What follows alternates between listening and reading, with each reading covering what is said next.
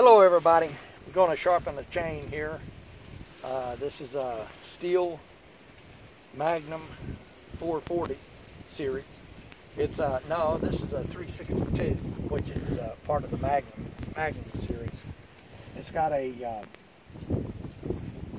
button. If you take a look here on top, it's got this button that you push down when it's cold to get it started.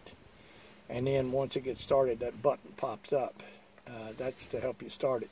All the Magnum series have this button on them where you push down the 440s, the 660s, and the 880s.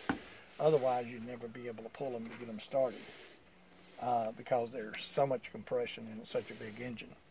What we're going to do, we're going to sharpen this 362. I'm going to use this new device that's been out several years from steel, and what happens is this will sharpen your teeth, plus it will also sharpen down your what's called rakers, but on a chainsaw a lot of people say that they're not really rakers, they're depth gauges. In fact, what they do is they also assist in raking, but they're also depth gauges. They're these little things here between the teeth, and if your depth gauges get too high as you sharpen your teeth down, they will tend to do that unless you take your depth gauges down. What will happen is your chain won't cut. It'll be riding on those depth gauges, and the teeth will be below the depth gauge.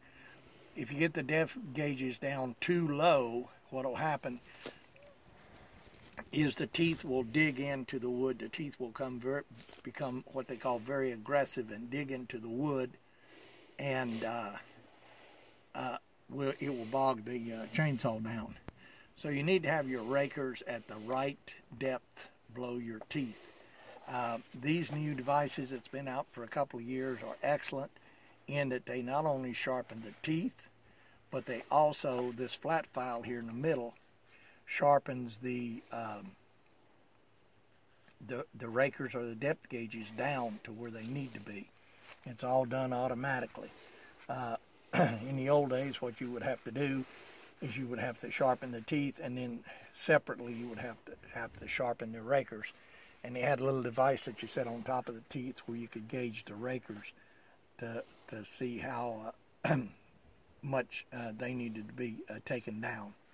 But this does it automatically, and I love these devices. They're really, really, really handy. On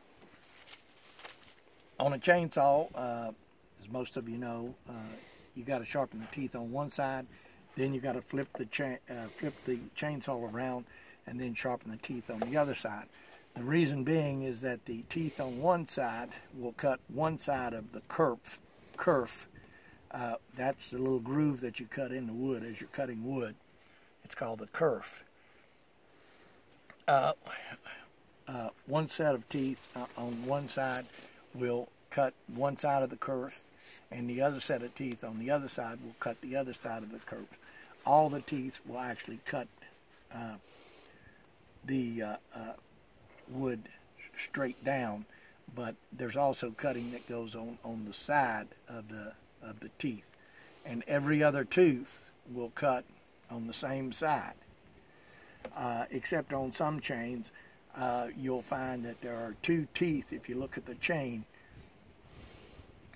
some chains will have two teeth that are on exactly the same side, and you can use that to gauge where you start sharpening at.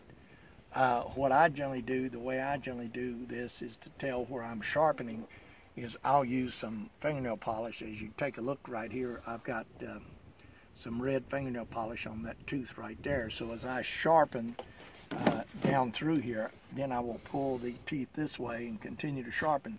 When I get back around to that tooth, I will know that that's where I started. There's also, if you take a look on the side here,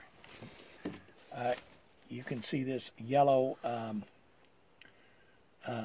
mark here on this tooth. That's steel put that on there when they manufactured these chains, and what that means is that this is a chain that has a kickback, a warning on it.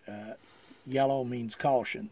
Some of the chains that they manufacture have green on them, which green means go, but on these particular chains, yellow means caution.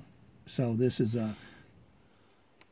an aggressive chain, what's called an aggressive chain. Some chains will have not anywhere near the number of tooth. They'll skip a tooth.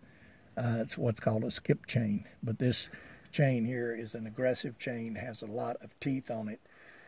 So I'm going to start sharpening now, and I will sharpen every other tooth, and then I will flip the chain around and sharpen on the other side. Now, I told you about the mark here, where I use some fingernail polish to mark one of the teeth so I can tell where I started.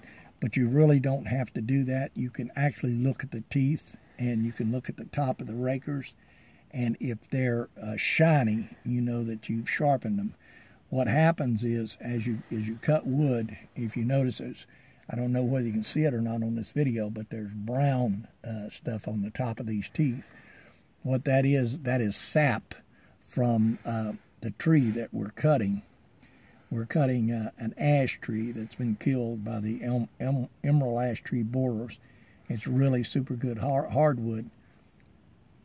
But a lot of trees have a lot of sap on them, whereas other trees don't have much sap at all. But this one here, you can see any wood that you cut, you're going to get a certain amount of sap on these chains. And you can see the coloration of that right on top of the teeth.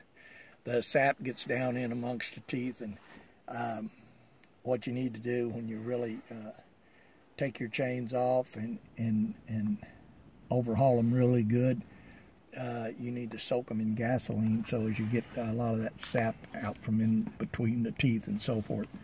It'll help your chain run a whole lot smoother. But anyway, like I say, I'm going to start sharpening here.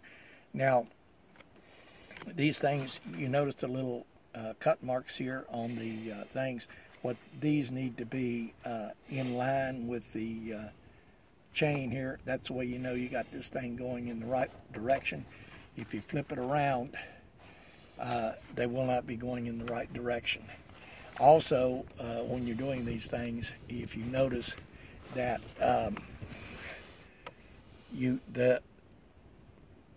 the file fits right in the tooth, and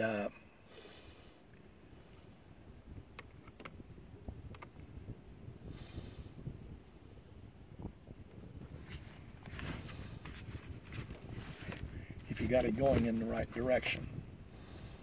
Okay, here we go. The file fits right in the tooth, sits down in there, and this little guider here sits right on top of this other tooth. That way you know you're in line. So I'll sharpen each one of these teeth. I'm going to give each one of them like 4 strokes, and then I'll go on to the next one. So it's 1, 2, 3, 4. Now if you notice, the raker it's got a shiny spot on top of it. I don't know whether you see that very good, but this one over here doesn't, and that's because it's that one's been filed, this one hasn't. You can also see the tooth, that the tooth is shiny in there where it's taking that sap off, and this one is not. So I'll go ahead and sharpen this one.